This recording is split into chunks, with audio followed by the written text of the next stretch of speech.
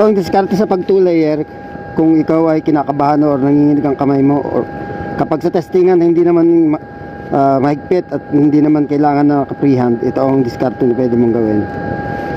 Gawa muna tayo ng ng isang welding dito.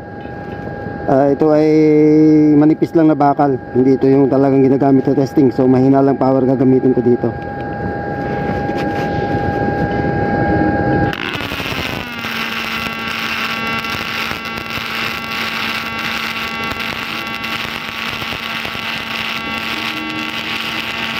Kahit dito nakalapat lang yung nozzle ko.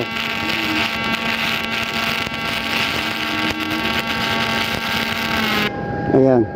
So meron na tayong unang pasada na. So ito yung gagawin mo.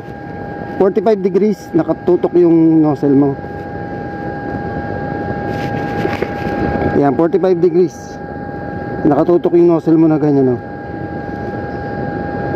Nakalapat lang, ilakad mo lang.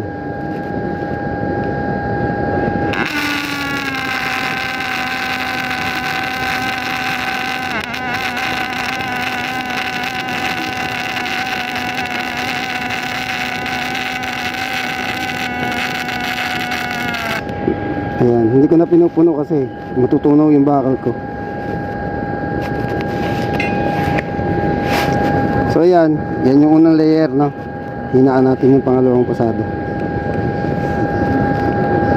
Sa pangalawang pasada, nakapantay ka na ganyan, no? Pantay na yung tayo mo. Para siya yung pinaka langketa mo yung mismong nozzle mo.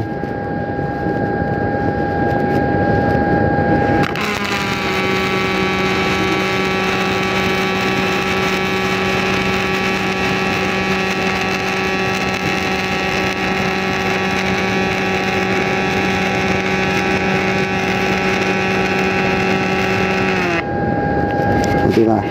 2 layers na. Meron na tayong 2 layers na hindi ka masyadong na-stress kahit sa testing, no? Ayan.